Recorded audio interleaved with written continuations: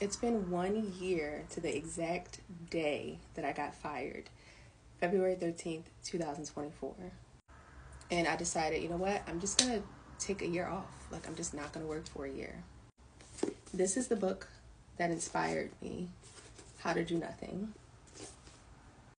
And this book helped me leading up to the process. At first, I was just going to do 4 months off. And I was like, you know what? I am a greedy bitch. I'm going to do a year. And my husband thought I was crazy. I have learned so much during this year. Like, as you can assume, I'm literally a whole different person. At the time, I just could not imagine putting any more of my life force into a job. Like, something needed to shift. I think this was the plan anyway with my spirit team, because I was applying for jobs and nothing was coming through. And in the background, they were like, just hold on.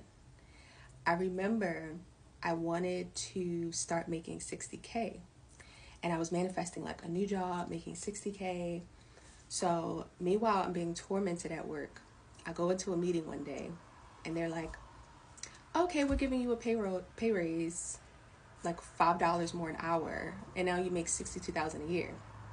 So I was like, universe, what the fuck? Yes, I asked for 60K, but I also asked to get the fuck out of here. So like, what's going on?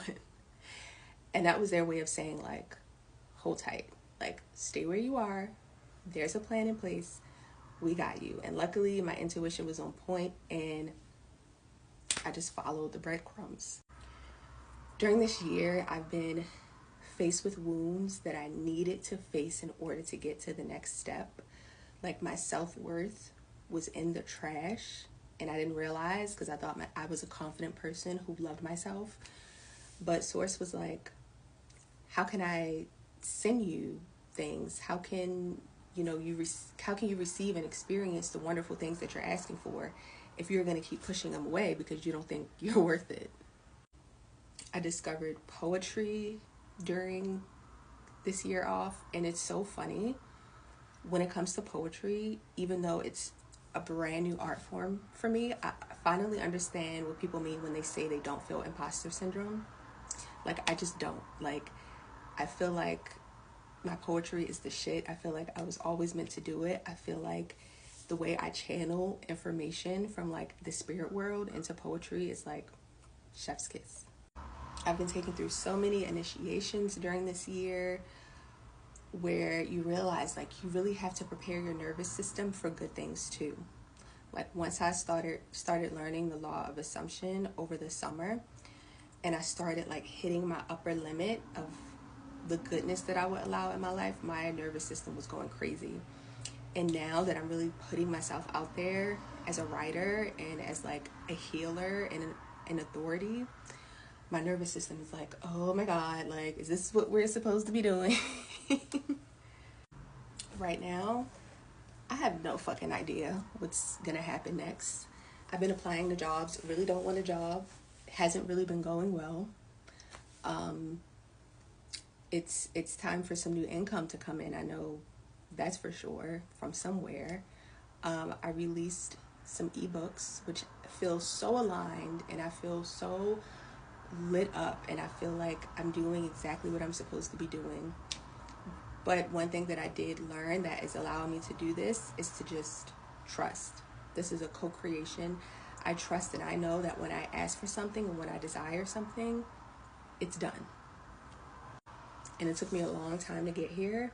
This whole year, spiraling, trying to learn manifestation, trying to learn my power. But when I look back, every perfect and amazing thing that has ever happened for me, I didn't have to put any effort into it. So I remind myself of that now. Like, girl, the most amazing things that you've experienced, you didn't put any effort in. You didn't try. You didn't stress over it. So I'm just allowing that to happen now. I've also learned that the magic that I've always been looking for, and like the passion and like the fairy tale that I've been looking for, is in my art. It's me sitting down, devoted to, and just totally spent by giving myself to my art and being in this like intertwined relationship with it. I had a heart chakra activation, and I've also learned that my love is big enough to carry this heaviness that I've been feeling, like the separation, the shame, the pain. It's like I don't have to cut myself off from my love. In any present moment of uncomfortability or pain, all I need to do is expand my heart more and let it like soak up all of those parts of me so that I can be and feel more whole.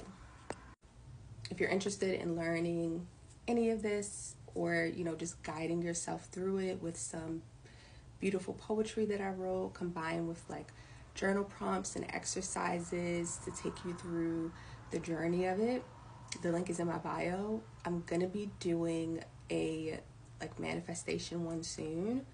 I'm just gonna do like a bunch of editions of different topics. They're really short ebooks.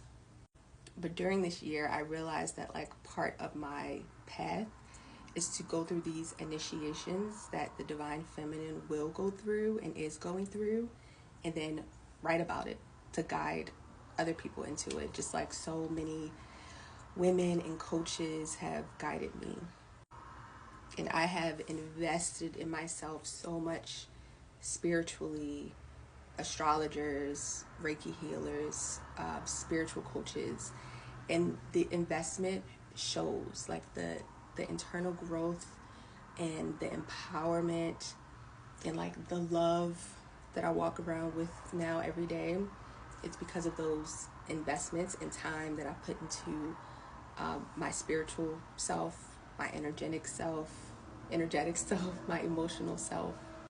Oh, and there is a Valentine's Day one, so get that one like today or tomorrow. It's called Fuck Valentine's Day.